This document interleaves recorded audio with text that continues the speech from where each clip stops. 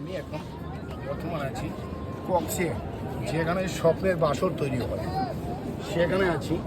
এখন আমি স্যারেতে আইছি, স্যার একটু সাহায্য করবেন sir. This is my wife, এখন লন্ডন থাকে, আমি এখন ভিক্ষুক হয়ে গেছি। প্লিজ স্যার একটু সাহায্য করুন।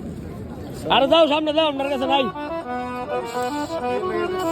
আসসালামু আলাইকুম গাইস। বাইরে ভাই কি দেখলাম কক্সবাজার আইসা, এই লোকটা কতক্ষণ আগে ভিক্ষা করতে করতে এই দিক দিয়ে আসছে। তা আমরা কেউ ভিক্ষা দেই না, কেন দেই না? কারণ এই লোকটা দেখতে দেখা যায় সুস্থ, কিন্তু ল্যাংরায় ল্যাংরায় একটা বাপ ধরে আইতাছে।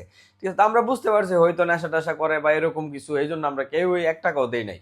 তখন হ্যাঁ কি করছে, আমরা বসে বসে গান শুনতেছি, জিদ দে ভিক্ষা না দেওয়ার কারণে হ্যাঁ উঠতে দাঁড়ায় ডান্স শুরু করছে। এই লোকের ডান্স দেখে আমরা সবাই রীতিমতো হয়রান। কি করলো একটু আগে, আর এখন কি শুরু করলো? তখন তারে আমরা কিছু টাকা দিলাম যে না ঠিক আছে তুমি এটা কিছু খাইও কিনা, আর কিভাবে তুমি অভিনয়টা করছো আমাদেরকে একটু দেখাও। সে নিজেই এখন অভিনয়টা দেখাইবো। তবে এখানে সবাই খুব আনন্দ পাইছি, আমরা শহরে নাচানাচি করছি, সে আমাদেরকে বিনোদন দিছে।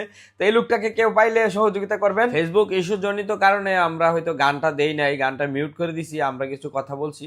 তো এরকম প্রতারণা থেকে বিরত থাকবেন। হ্যাঁ, অসহায় মানুষ দেখলে সহযোগিতা অবশ্যই করবেন। যেমন আমরা তার প্রতারণার কাছে আমরা মুগ্ধ। সে আমাদের কাছে ভিক্ষা চাইছে, আমরা দেই নাই, তারপরে যখন সে জিদ দেয় আমাদের সাথে আমাদের গানের তালে তালে ডান্স শুরু করছে, তখন আমরা দিতে বাধ্য হয়েছি বা দিছি। ঠিক আছে, সহযোগিতা করা ভালো। তো সবাই ভালো থাকবেন।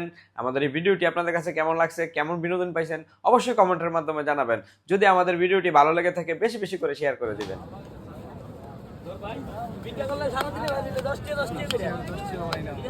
ভালো মতো 5 টাকা। তুই 100 টাকা লো, তুই ভালো থাক, ভিক্ষা করিস। ঠিক আছে? ওকে? ঠিক আছে, ধন্যবাদ।